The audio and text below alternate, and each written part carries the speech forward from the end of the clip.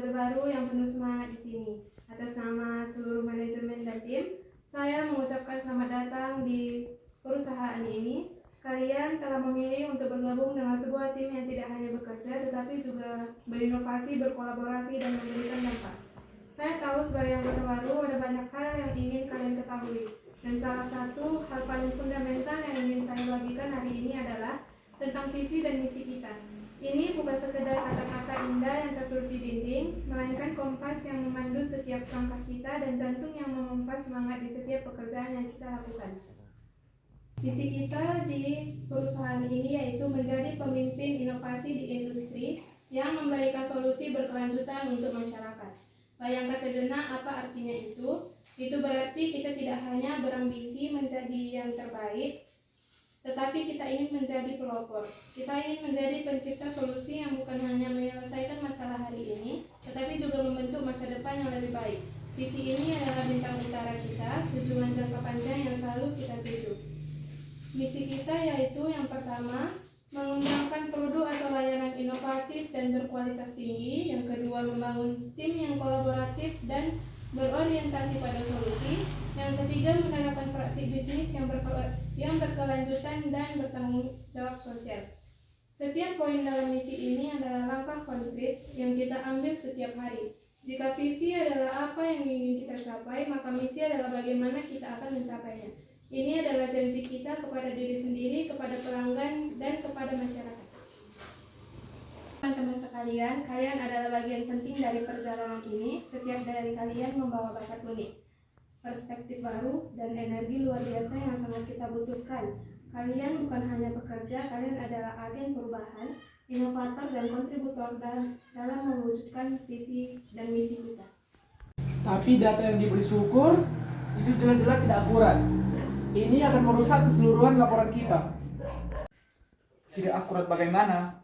Saya sudah memeriksa berkali-kali, kamu saja yang tidak mau melihat data dari sudut pandang yang berbeda. Baik teman-teman, maaf saya potong sebentar. Kita semua di sini punya tujuan yang sama, yaitu menyelesaikan laporan ini dengan baik. Saya melihat ada perbedaan pendapat yang kuat, dan itu wajar dalam sebuah tim. Daripada kita terus berdebat tentang siapa yang benar atau salah, mari kita coba pahami dulu perspektif masing-masing secara tenang. Budi, kita terus berdebat tentang siapa yang benar atau salah. Mari kita coba pahami dulu perspektif masing-masing secara tenang. Eri, bisa Anda jelaskan kembali bagaimana dari data Syukur yang menurut Anda perlu dikoreksi dan mengapa? Menurut saya, angka proyeksi penjualan di kuartal 3 ini terlalu optimis.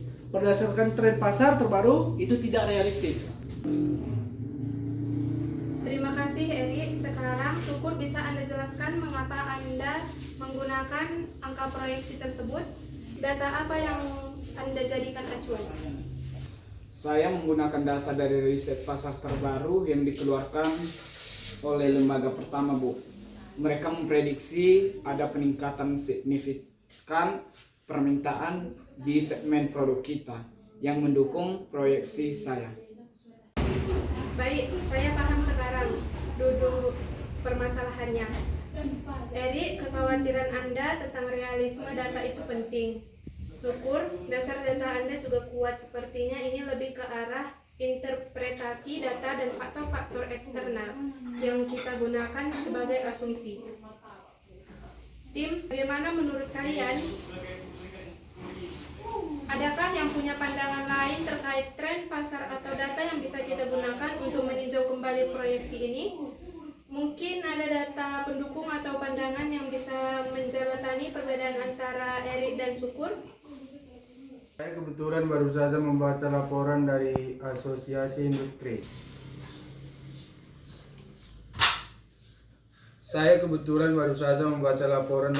Asosiasi Industri. Mereka memang menunjukkan tren positif, tapi ada catatan tentang potensi perlambatan di akhir kuartal karena isu pasokan bahan baku.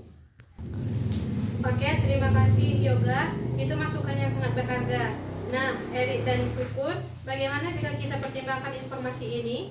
Mungkin ini bisa merevisi proyeksi penjualan dengan memasukkan faktor potensi perlambatan yang disampaikan oleh Yoga, sehingga angkanya menjadi lebih realistis namun tetap optimis.